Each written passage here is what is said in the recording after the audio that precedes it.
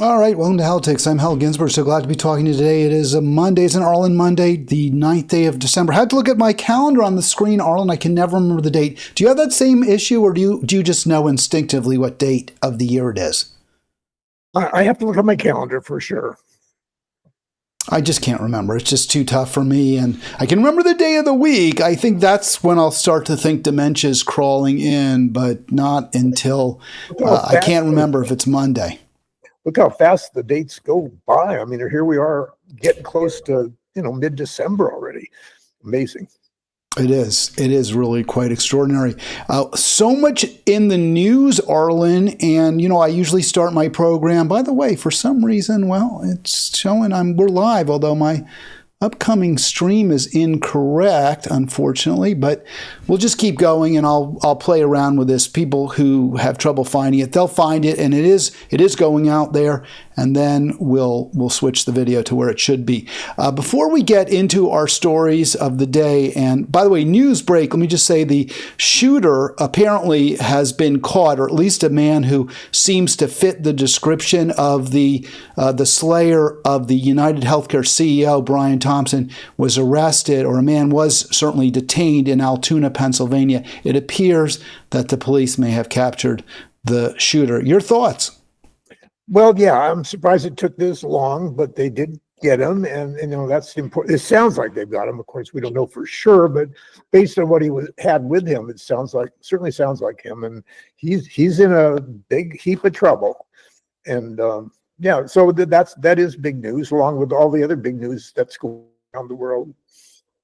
Well, we'll get to that story from Altoona. Maybe we'll lead off with it right after we get to the terrible news from the Middle East, and I'm referring not to the deposition of Bashar al-Assad. There's going to be new leadership, obviously, in Syria, with Assad, the president, following his father, the same family in power for over 50 years.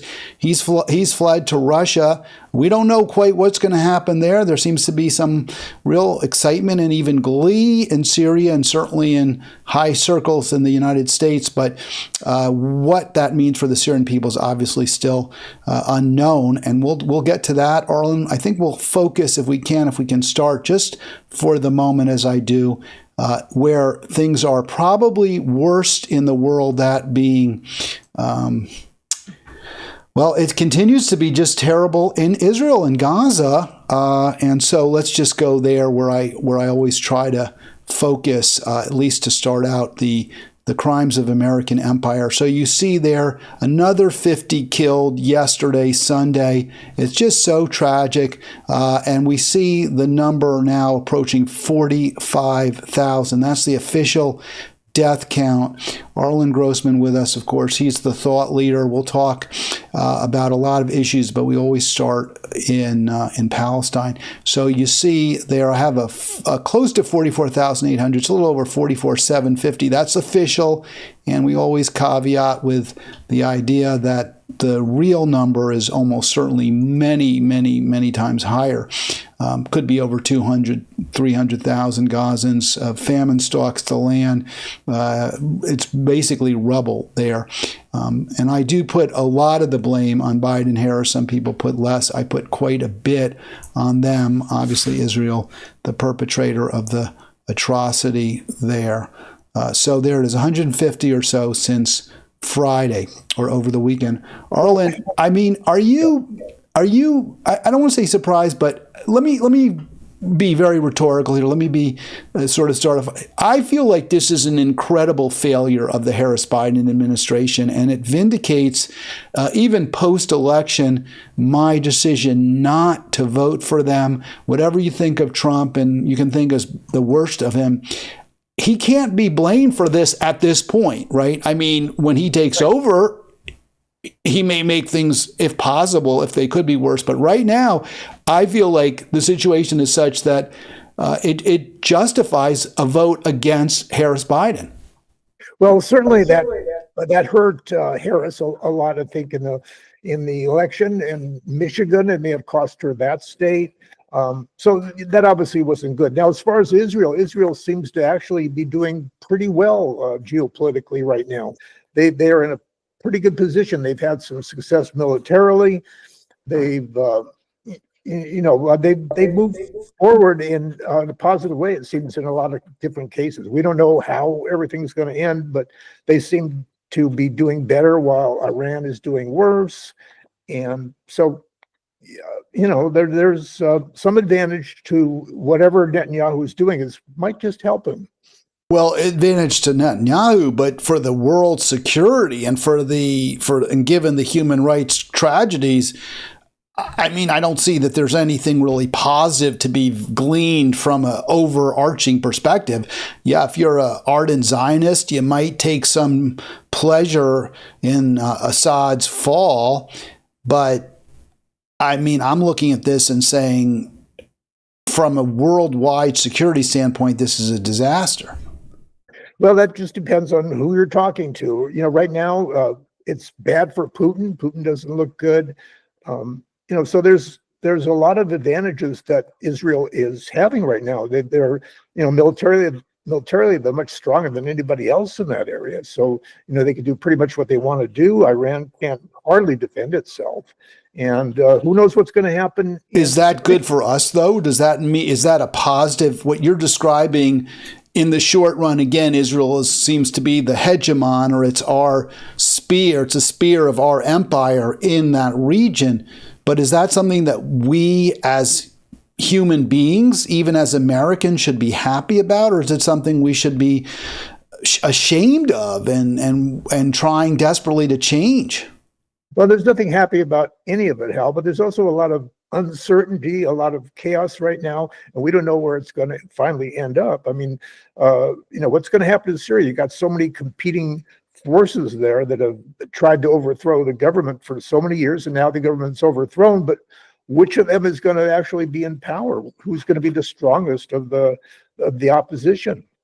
Well, we've seen regime change in the Middle East has led to terrible outcomes for the people in the countries where we have toppled the leaders, whether that's Iraq, because Iraq is still desperately poor, rent by sectarian divisions, and at great risk from the Islamist militants. Libya has completely imploded. And now Syria may well face a similar fate. Afghanistan is in the hands of the Taliban. What lessons do we learn from this? I mean, I understand you could say Israel, and Israel bears some of the responsibility for sure, as do we, for the defeat of Assad, right? I mean, it's the bombing of Hezbollah, which was an ally, the constant attacks on Syria itself, American attacks on Syria since 2011, the Arab Spring. These all destabilized the Assad regime and ultimately led to its defeat. Plus, the proxy war in Ukraine has weakened Russia to the point where it can't protect, it could no longer protect Assad. So what are the geopolitical lessons? Is this something, again, I mean, you said we shouldn't be happy about it. What should we have done something differently? I certainly think we should have, but I'm curious what your takeaway is. Well, and what should we do going forward, Arlen, as well? Yeah, no, I agree. We did a poor job on the United States' response to all of that. But right now it's a little bit different, and really things are so uncertain right now. We don't know, where things are going to end up for Russia, for Iran, for any of the other countries, and for Israel. I mean, actually, Netanyahu is probably looking pretty good right now, surprisingly. He might actually... Well, I agree that from just that perspective, but like Hitler looked pretty good after France fell. Things can change quickly, but even if Hitler looked good when France fell, is that something, how should we view it? How should we view, as American citizens, what's happening? Well, obviously, it's a difficult area of the world, and we always have trouble there. We'll continue to have trouble there, and there's always a lot of uncertainty, especially right now. And then you've got a new president coming in January, Donald Trump, and who knows what his plans might be. So there's a lot of upheaval, a lot of uncertainty, a lot of questions still to be answered, and I don't know what the final answer is going to be.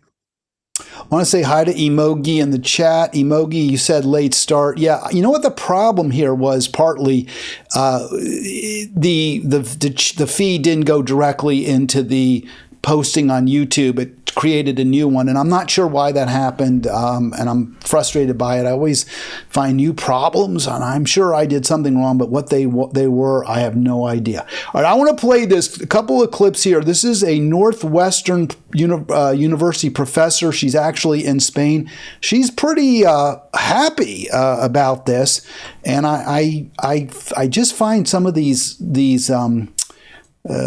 academics, I don't understand them. I feel like they haven't been paying attention.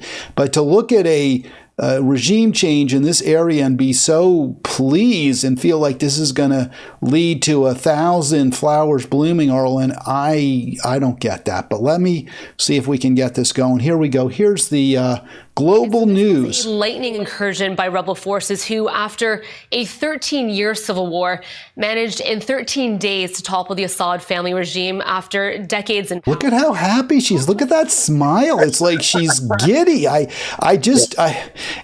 We have terror. You know, it's a terrorist state that is in control to the extent there's some power now in Syria. They're terrorists. This is the direct descendant of. It's really ISIS. Is what it is. Yeah, nobody really knows, who's going to end up being on top, who's going to be leading the country of Syria. So there's still, that much uncertainty. We know it could be some very extreme organization, some faction of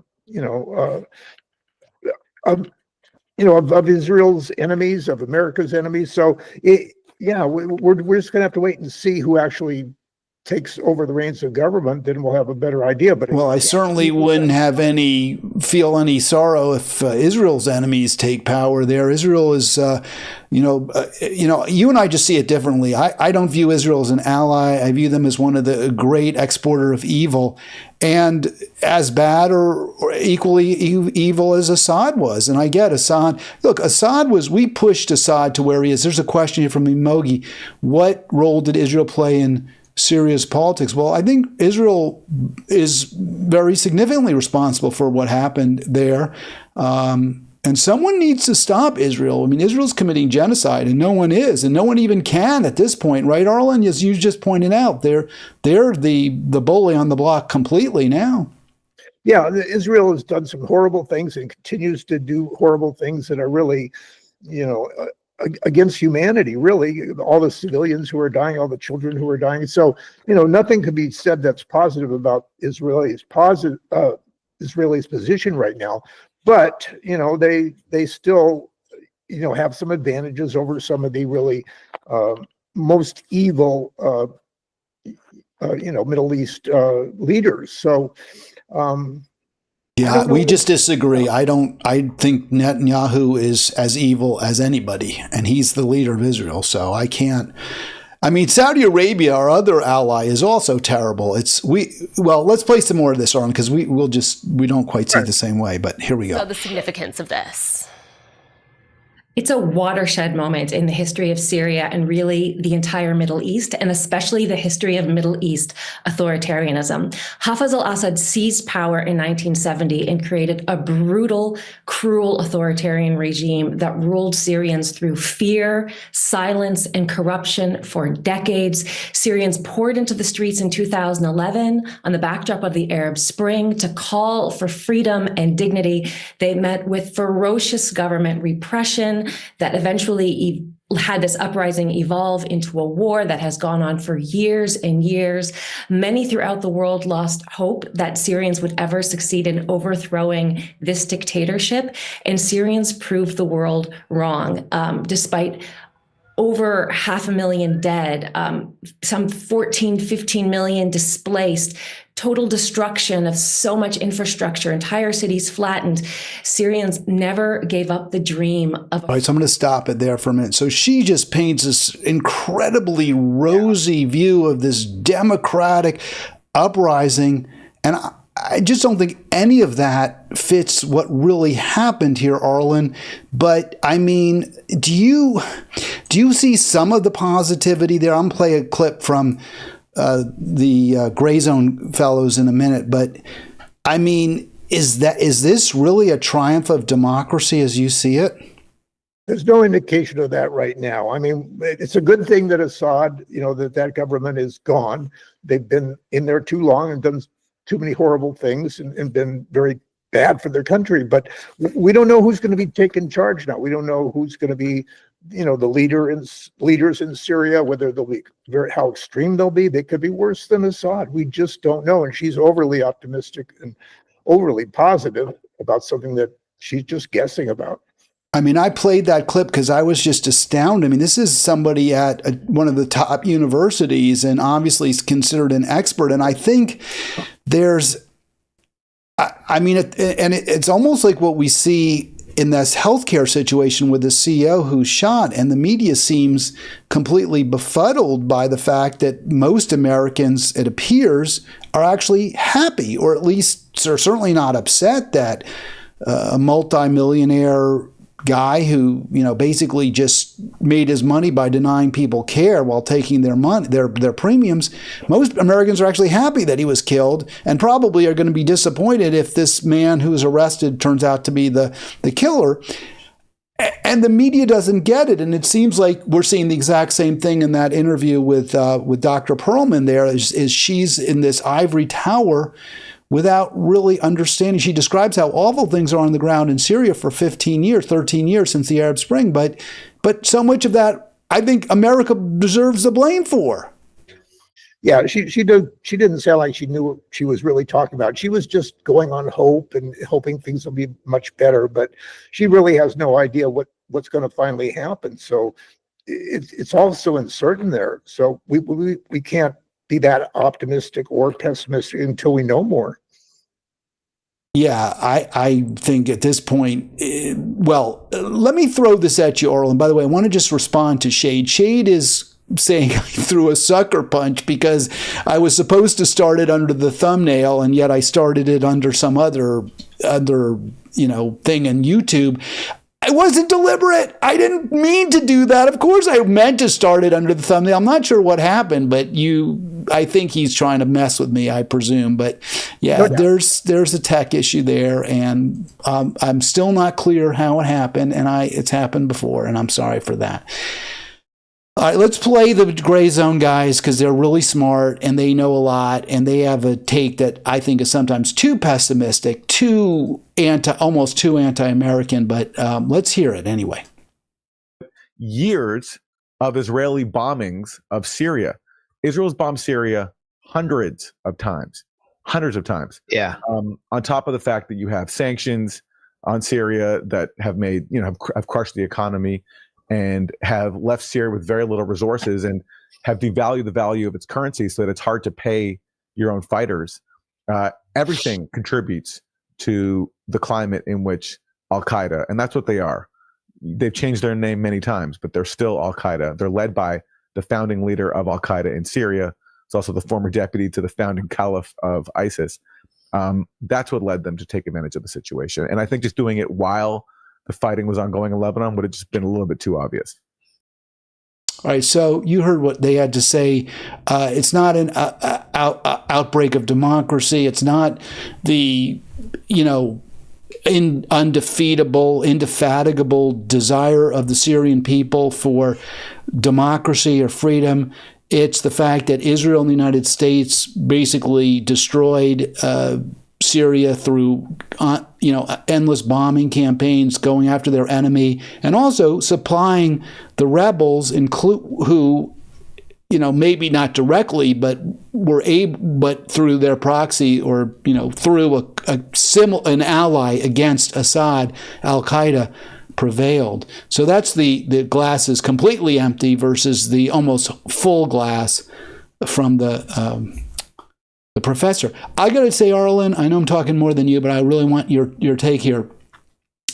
When I see the happy faces, because there really are happy faces in Damascus, this guy was a tyrant, and he was, and I can understand why people are happy he's gone, but I really fear for the future of the people there.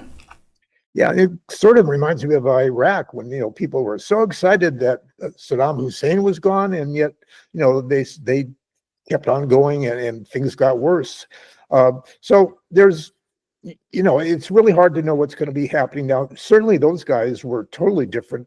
They had a different outlook than that professor did. And who's right? I don't know, but probably they are, because I think it's to be expected there's going to be more chaos, violence, infighting. There'll be a battle to see who's in control of that government there. So there's a lot more to happen, and we just don't know how bad it's going to get. Let me throw this at you. This is what my takeaway is. Recent history shows that when we practice regime change, it almost always goes badly. And I can point to a lot of examples, but I don't want to get into all of them. What the U.S. should have done, in my opinion, is pressure Assad to open up the country a little bit, to be less repressive, to provide both carrots and sticks, rather than, in the wake of the Arab Spring, rather than isolate him, rather than, as Hillary Clinton famously called for, I think in 2014, a no-fly zone to, start shooting Russians down. We should have said to the guy, listen, we'll work with you to a degree, but you've got to be less repressive. You've got to treat your people a little bit better. And that's the answer is when people have power, you don't necessarily try to topple him. He wasn't a complete monster either. And the alternative is so often worse. Now, if he continues to truly, kill his people, then you go in a different direction. But I think the U.S. bears a significant amount of blame because all the pressure we put on Syria militarily with sanctions pushed them into the arms of Russia, pushed them into the arms of Iran, and led to this instability and chaos. Yeah, we really didn't have any influence over Assad. Russia has taken that over, and Russia couldn't do much about it. Russia would have probably liked to have gone in there and protected Assad, but they're just so bogged down in Ukraine that they really have no ability to do that. So, there's just going to continue to be a lot of uncertainty there, and things will settle down, and somebody's going to be in charge of the government, and it's probably not going to be a very peaceful and good faction, is my guess.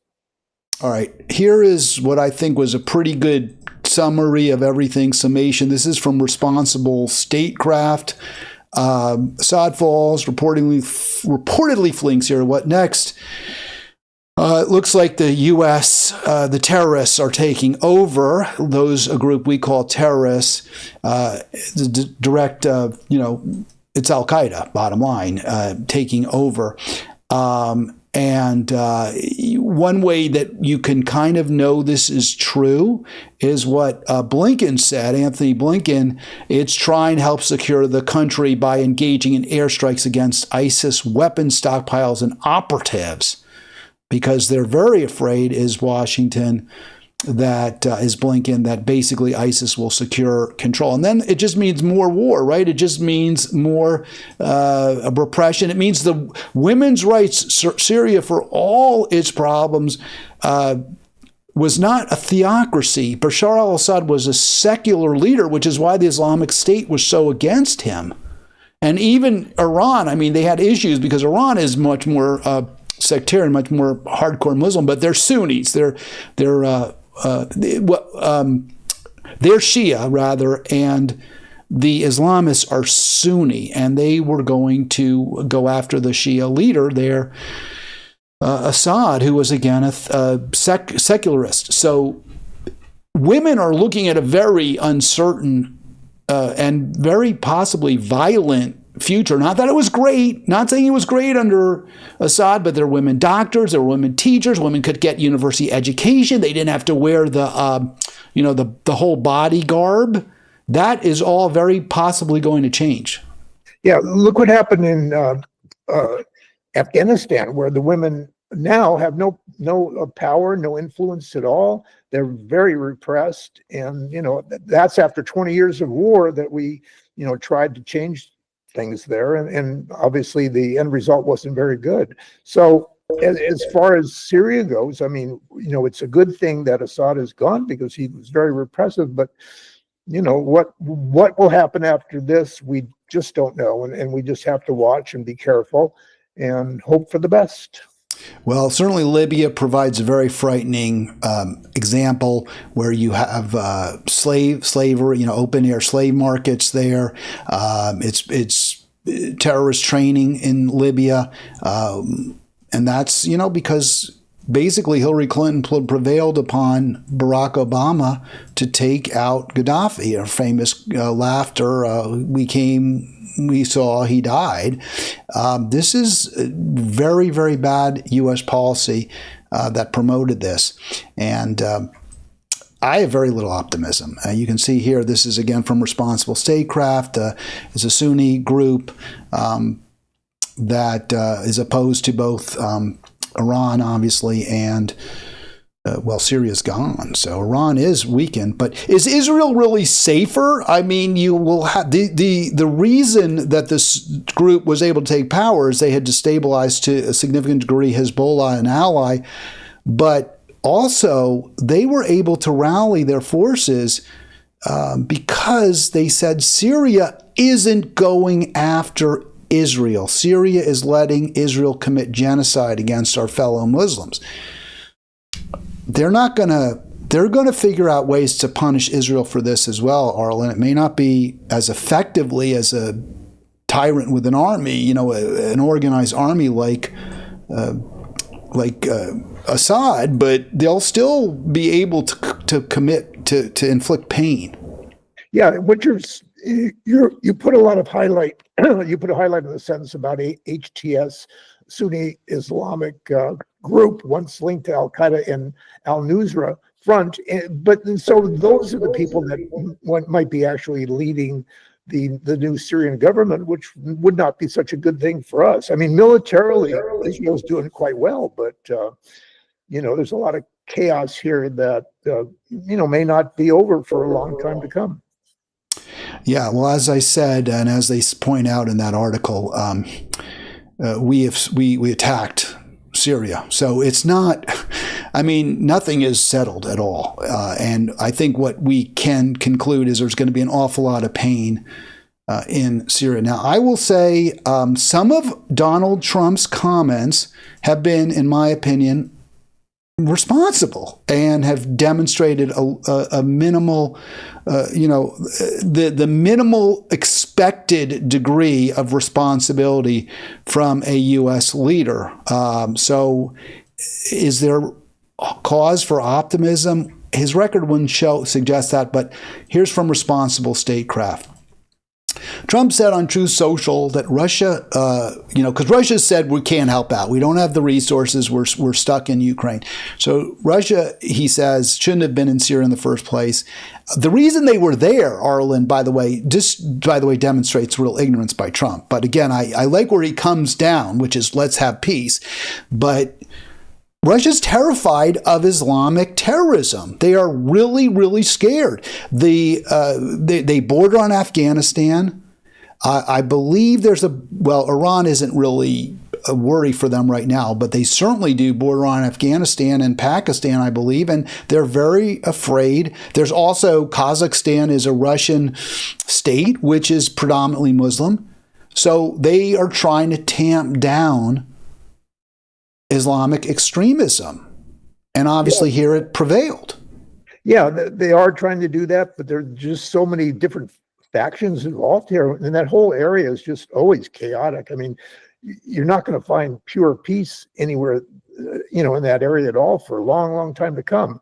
So you just got to hope that whatever comes out will not be as bad as it could be or was. Well, I give Trump again credit for saying let's have a ceasefire with Russia. He doesn't quite say it that way, though, which makes me a little bit nervous. Instead, he says Russia shouldn't have been in Syria. We need negotiations. I agree, but it seems like I'm not clear because he says, likewise, Zelensky and Ukraine would like to make a deal and stop the madness. I totally think that's true. I agree with that 100%. I am sure Zelensky would like nothing better than to end that war if he could. But obviously Biden, Harris, Boris Johnson put him in an untenable position where he could not do that. I hope that Trump is able to give him an honorable peace. That's my goal, my hope. I don't know that that will happen. And by putting it on Ukraine, that makes me a little bit nervous. One other point I just want to make about Trump here is some of his comments again. Look, I mean, even when he sort of seems, in my view, to get it right, he gets a lot wrong. So here in The Independent, this is over the weekend before Assad went down, he says correctly, in my opinion, we should stay out of Syria. I agree with that 100%. But then he blames Obama. And Obama was better, I think, in some ways. He tried to keep us from being too, but he did on occasion send military incursions into Syria. But his blame for Obama isn't that Obama, not mission creep. He says Obama should have done more. He should have gone after Assad more aggressively. And if he had done that according to Trump, then Russia wouldn't have joined at all. And this is, Trump just he's irrational. He's incoherent. This is what we had to choose from, two unacceptable choices in the last. So there it is. He blamed Obama for failing to intervene. No, all hell would have absolutely broken loose if we'd intervened. Russia was already there, if you recall. That's why Hillary called for that red line, that bright red line, where we would start attacking Russian fighters. Arlen. There's a lot of terrible things happening when it comes to Trump, and he really doesn't have a lot of information, a lot of understanding about what's going on. But I will give him credit. He is not a hawk. He's never given that impression that he wants to go and just, bomb every country that's giving us a problem. So that is the one good thing about Trump. He knows that it would be bad to, have some too much military destruction going on, and that would of course hurt business. So maybe that's part of it too. Well, I think he also you really have to look at who his advisors are. And Hegseth isn't embedded in the Pentagon. So if he gets it, looks like he's very much on shaky ground. That might be better. But if he gets some sort of Pentagon contractor, then I'm very concerned that we'll have equally bellicose, equally warlike policies. And Trump has used he did bomb Syria. He pulled out of a treaty with Russia. So he is hardly a peace president, but it's not clear. But in some ways he has been, I agree with you, Arlen, better than Biden's been really aggressive, unfortunately. And one final point there, I think Obama actually was better in his second term in some ways when John Kerry was his Secretary of State. Hillary was really a very aggressive secretary, and Kerry did get us that deal with Iran, which was a good one. All right, I want to show you this, Arlen. This will warm the cockles of your heart. I knew you always like it when I go after Trump. So I went on Trump's Truth Social to see if he issued any recent statements since Saturday about the conflict in Syria, the situation in Syria. He has not. But this is what he did post yesterday. Trump perfumes and colognes. Fight, fight, fight. And then his ad. Tell me, do you like this, Arlen? Look at this. A fragrance your enemies can't resist. And let me get that whole thing up for you. He invokes the First Lady, Dr. Jill Biden, sitting next to him, apparently, at least the ad implies, finding him irresistible based on his cologne. I don't know about you, Al, but I don't remember any previous president selling things like that, like some kind of TV TV station thing. And it's crazy. I mean, he wants to make money out of everything, out of anything. And he certainly nothing like any other president we've had before. No other president would even think of doing the things he's doing. Oh, it's really embarrassing, isn't it? I mean, but it's funny. It is amusing, is it not, to see this ad, or do you not even find it intentionally funny? I can see where it's amusing, definitely. I mean, almost everything he does of that nature is, kind of a mess. I mean, it's clever, right? It's not just like you laughing at him. I mean, it is. There's some cleverness to this campaign. I give him that much. Well, he's probably got some help doing that. There's somebody's helping him sell his products, helping him make some more money. But it certainly is not anything you want a president of the United States to be doing. Agreed. We agree. All right, let's move. Well, you know what we really should talk about? Well, we'll talk about healthcare. Let me get that clip up, Arlen. That's the shooter, it looks like. And again, I don't have newer news. I don't know whether he's been actually arrested. He was detained. I don't know that he's been arrested. But before I play the clip, do you have... as I mentioned in my family, and I think I said this, maybe not, I'm from a privileged background. We have good health care, but there's a real sort of, I guess, sympathy for, at a minimum, the shooter. Do you get that? Do you feel that? Yeah, and there's no question that you ask the average American how our healthcare system is in this country, they're going to say it's horrible. We all know that. And who's responsible? Well, a lot of it is the health insurance companies. I mean, why are they even involved in medical issues and medical decisions? That's crazy too. So yeah, there's a lot of people who have had really bad experiences with their, health care and being denied coverage, and obviously they're upset, and I would be too. So I'm not surprised at all that there's people who are not, very sympathetic to the CEO who died. All right, let's see if we can get this clip going for folks. Here we go. Believed to be possibly a suspect in this case responsible for that death.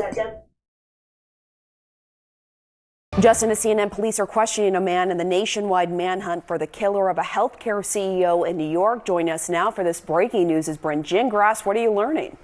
Yeah, Pam, we're just getting this into our newsroom from sources telling John Miller and myself that there is a man being questioned right now in Altoona, Pennsylvania. That person is in police custody right now, undergoing that questioning by law enforcement officials. And what we've learned is pretty alarming. Basically, sources are telling us that working off of a tip, police stopped someone who was traveling by bus, and they were able to recover a suppressor, a number of fake IDs, according to one official, and also that same person is believed to also have fit the same description as all of those pictures that have been dispersed, of course, out into everywhere for people to help identify with this person. So this is a lot of information coming in right now. This is just breaking. Again, police questioning someone, a person in custody right now, believed to be possibly a suspect in this case responsible.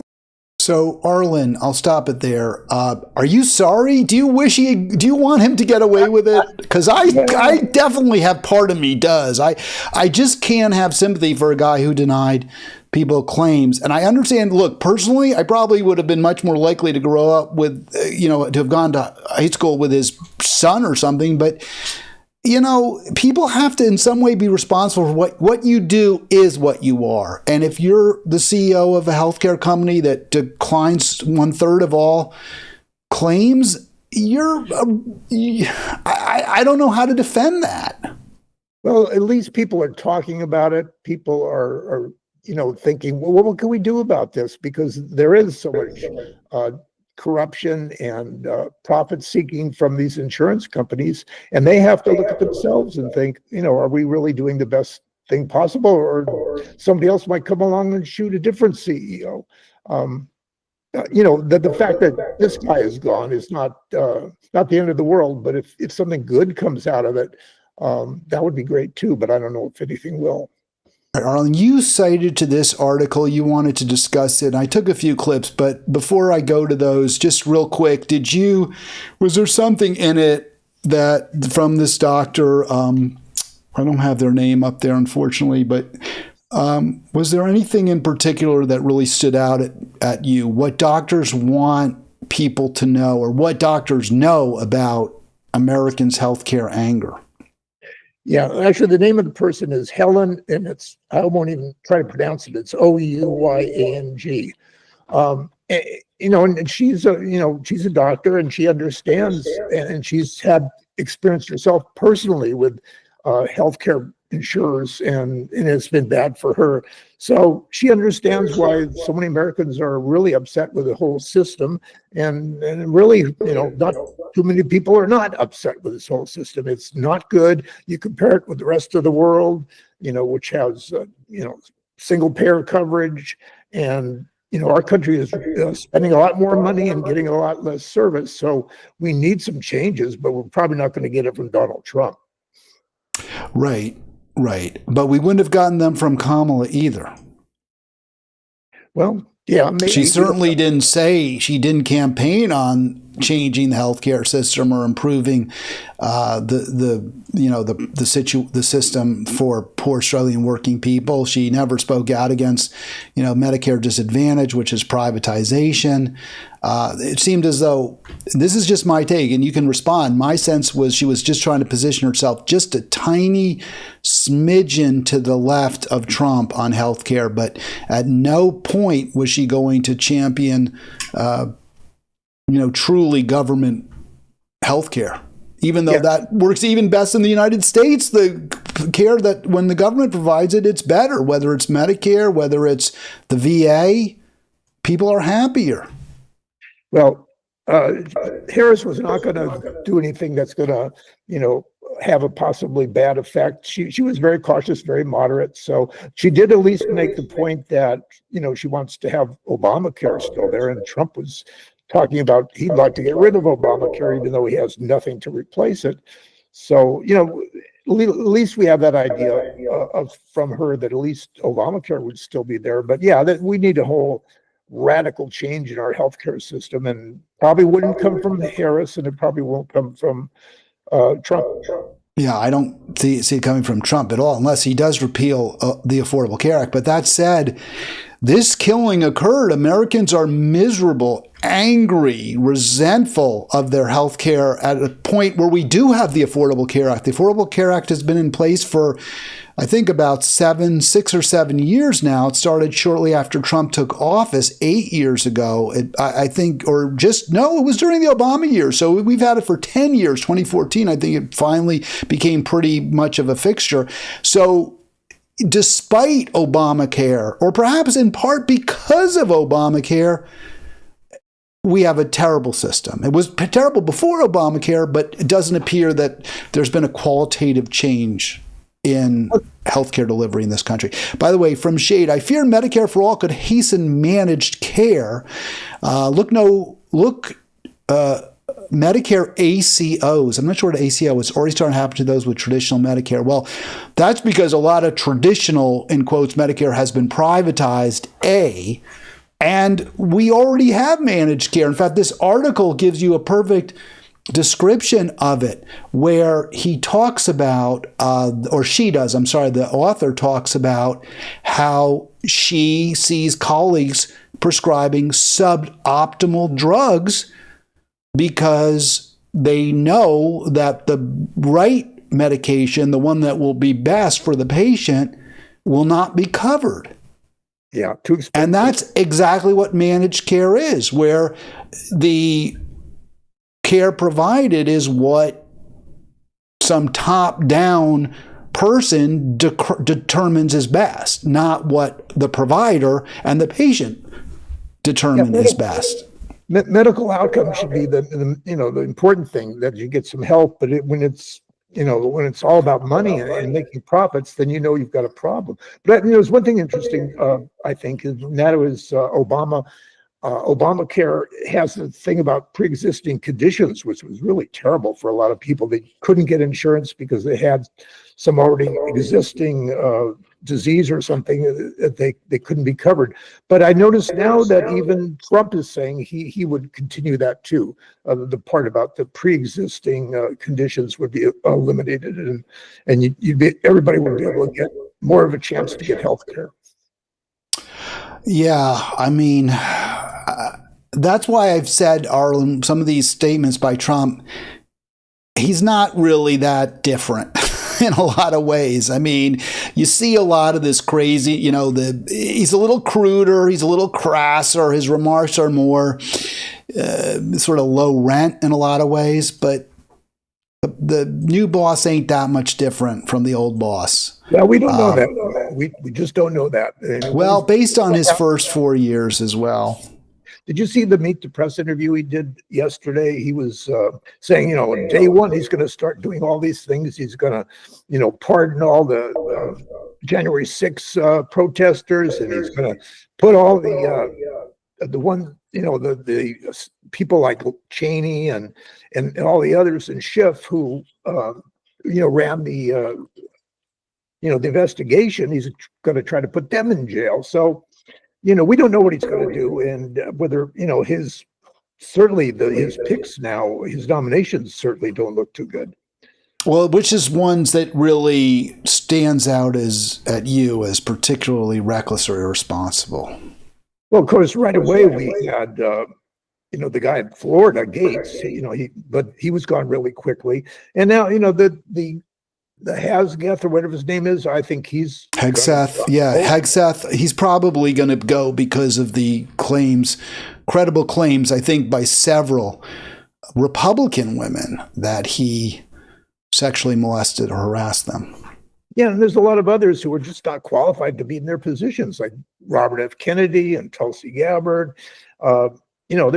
He's not being real smart on who he's nominating. He's not getting the best people, the experienced people, the people who know what they're doing. So I think Tulsi's gotten a lot right. I like Tulsi. You and I really just disagree 100% on her. I think she's gotten a lot right. And RFK Jr. not my pick, but again, he's somewhat of an anti-establishment choice.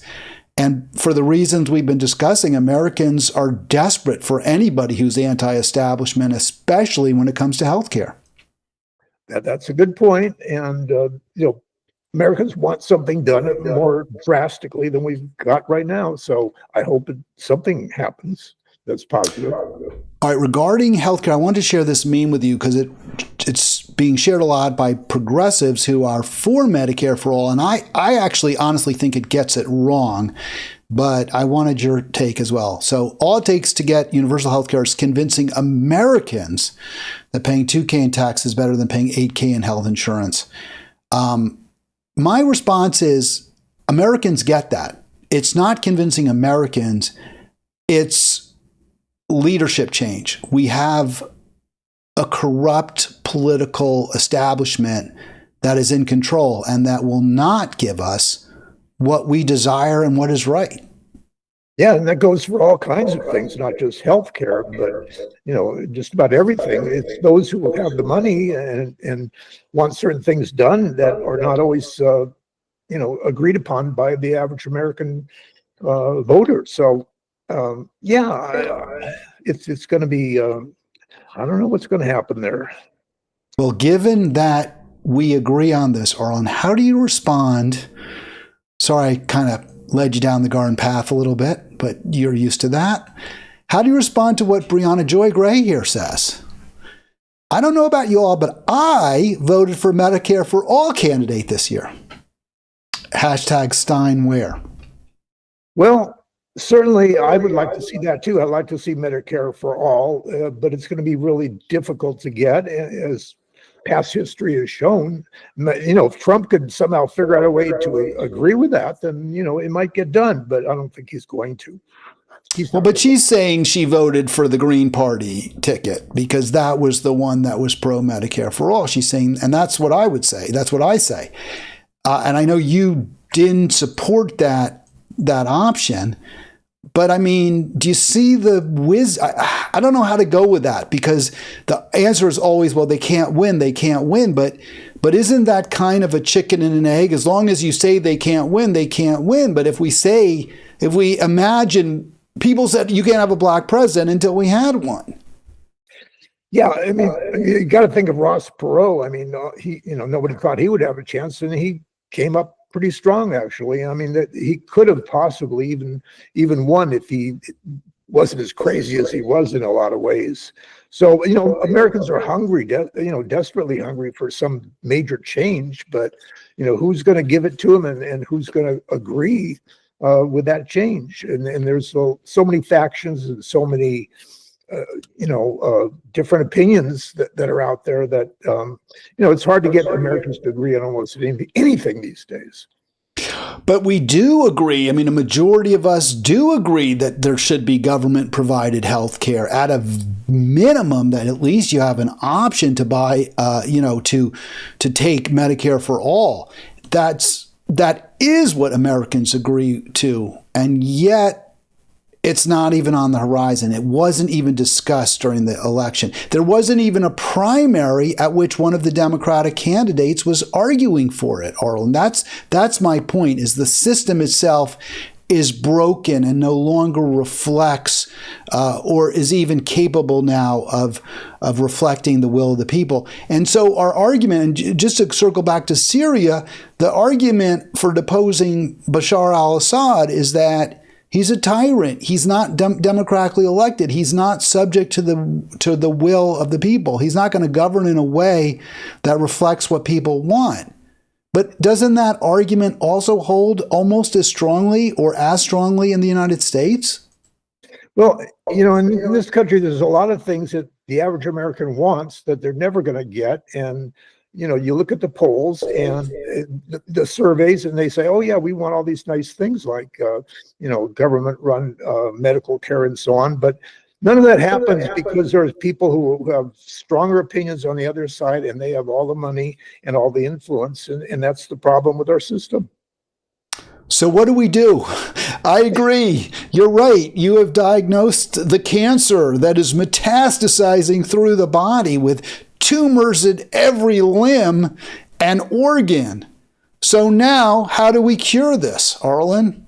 That's the million-dollar question, Hal, and I don't know if anybody knows how to do that, because the kind of system that we're at with the Electoral College and only two parties, it just makes all those major changes very, very difficult and unlikely. So, maybe that's why Americans want to have some, strong leader that could just make these things happen. Although Trump is not the one, I think, that's going to do it in the right way. Well, I think you're absolutely right about there's sort of an appeal to a strong leader. That's no question. And I made the point here, and we've seen this in other places, not just in medieval Europe, but I point out the experience between England and France during the 100 Years' War. And France was very largely destabilized. There was no central power. The king was weak. There were various lords, dukes, counts, who basically just treated the people like crap, abused the peasants.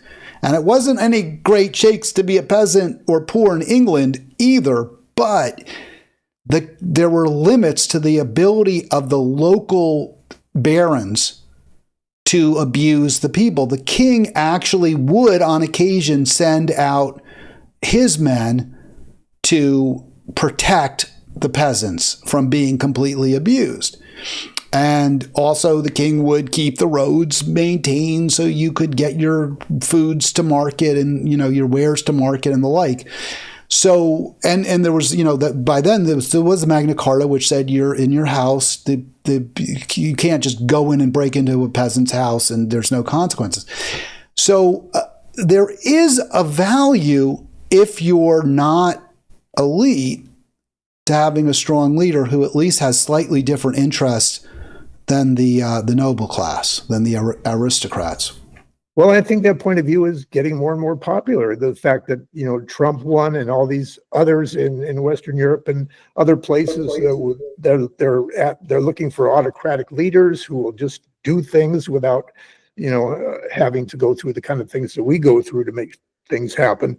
So, I don't know. Certainly history is not good for all those things. There's always people that are on the top and always people on the bottom. And, it would be nicer if it was a little bit more even, but it isn't. Well, thought leader, doesn't this, though, isn't this a very powerful indictment against the Democratic Party and its rule and its misrule? When it's had the opportunities, it hasn't taken on the billionaire class. In fact, it has also placated and played to and empowered and enriched the billionaire class, at least since at least since Ronald Reagan was president. Reagan, of course, being a Republican, but the Democratic, the Tip O'Neill went along with the massive budget cut for the richest Americans and the highest paid Americans. Yeah, that's unfortunately our history is that way, and we're not looking at. I don't know of any time previously that we've had any real good chance of getting the kind of government we want. I think it was pretty good after FDR when the New Deal, and you had several decades where unions did well and the middle class did well, but then it's gone the other way, unfortunately, downward in a negative way. So we're not anywhere near that. We're not nearly as well off as we were several decades ago, for sure. So, Arlen, we've gone through the usual discussion where we decry, me especially, both parties. You tend to train your guns on the Republicans. Maybe we can get to something a little more pleasant and in the spirit of the holiday season. Do you want to talk a little bit about your trip? Well, before I'll ask that, but do you want to talk about something else political, or do you want to talk a little bit about your trip from east to west? Well, I want to start with what you said about the Democratic Party, and I agree with you. I think the Democrats did horrible things. They didn't try to change like they should have, and they paid the price. They lost a big election, and who knows when they're ever going to come back without really making some major changes. So, the Democratic Party is a mess. The Republican Party is a mess, and our whole political system is a mess right now. Let's see what time it is. Oh, yeah, as far as my trip, it was fun. We went across the country from Vermont to California with our dogs and in a car, and but we went fairly slowly and were able to see a lot of places that we always do. We always look for something that'll be fun and interesting to go see. Like Antietam was one of them. I wish I had known. You're not too far from my house. That's northern Maryland. I guess you wanted to get out of the area before you told me you were there. I don't blame you. Kind of in a hurry to get home, but we did want to stop occasionally at these kind of places, and we saw some really interesting things besides that. We saw. Oh, there was one place I thought was pretty good, and that was in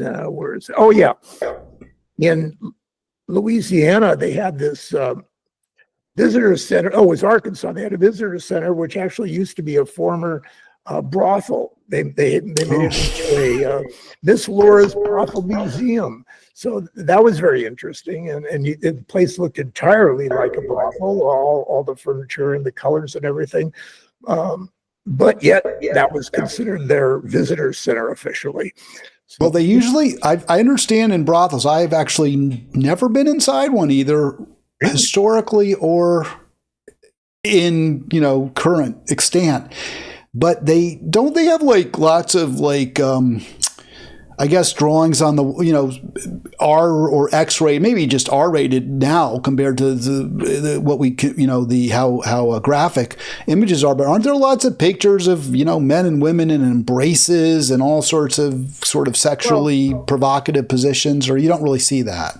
We didn't see it at the place we went to, which is supposedly the best of all the brothels, the most high class. There were others that were not nearly as good, but the one we saw apparently was used by the politicians and the judges and all the people in town who had important positions, and therefore we're not going to close down the place. So but there's different kinds of brothels for sure, and some much of a higher class than others. Wow, that sounds like an interesting side tour for sure. Wow. All right. How did you do Thanksgiving? Because you were on the road during that most homebound of holidays. We were just going to have Thanksgiving wherever we were when Thanksgiving happened. And let's see, where did we ended up in? I think Nashville, maybe. Yeah, we went to Nashville. That was during Thanksgiving, and we went to a real nice steak restaurant that did a special Thanksgiving meal, and so that was fun. But yeah, we had no other plans to just have Thanksgiving where we happened to be at that time.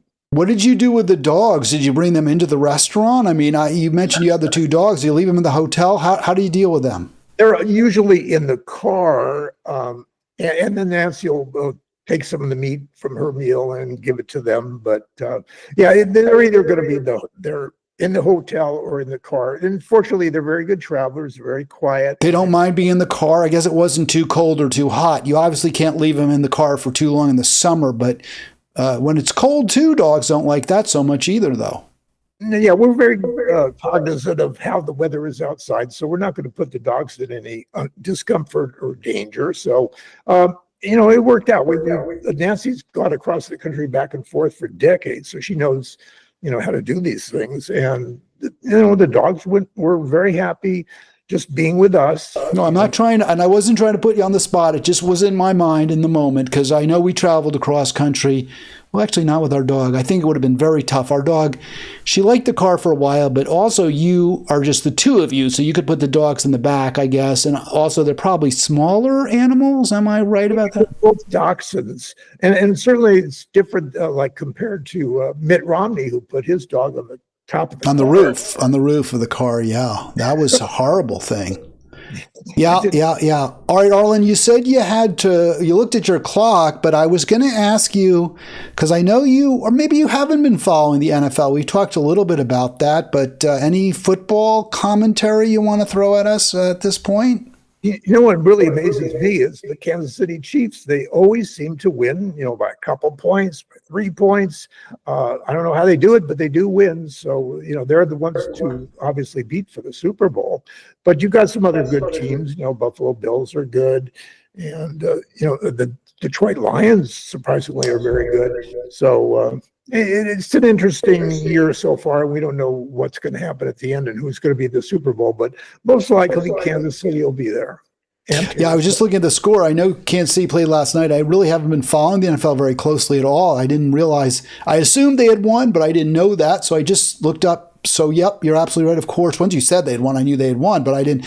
By just 2, it was a tough game against the Chargers in Kansas City. They've squeaked out wins. I was talking to my son about this, and he said, well, Buffalo is better because they have much bigger wins, but they also have 3 losses. They beat Kansas City. The Bills should be, in my view, the favorites, but they're not, because as you point out, the Chiefs have that X factor, that it factor, and I think his name is Patrick Mahomes. But also, I don't totally discount Kelsey. He's very, very, very good. He's very quick, fast, hard to beat, and the two of them together seem like a Gronk, in a way, a rich man. At least Kelsey's much faster than Gronkowski, but Brady and Gronk were tough to beat. Seems like this is the same thing in Kansas City.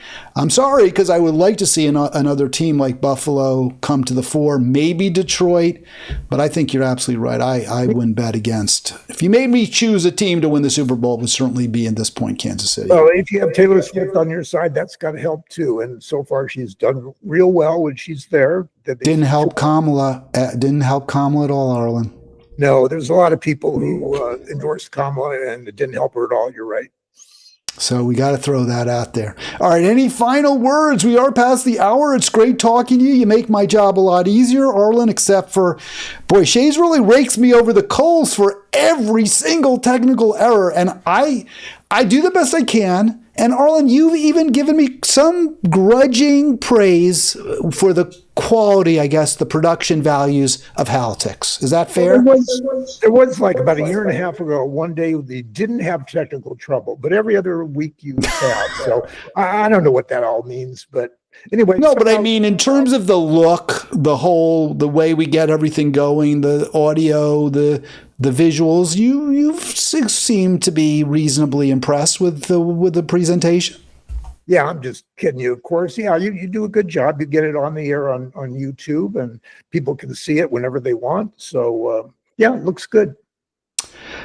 Well, you said the right thing there, Arlen, although it took me a lot of effort to pull that out of you, and I'm not even clear it was sincere, but I'll accept it for now.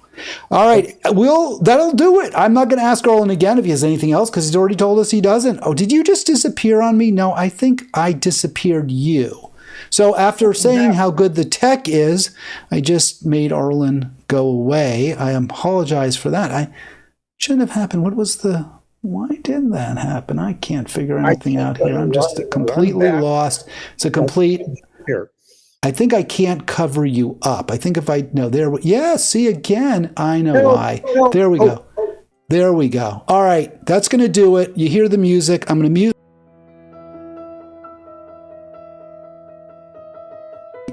I muted myself first. Arlen, you're muted.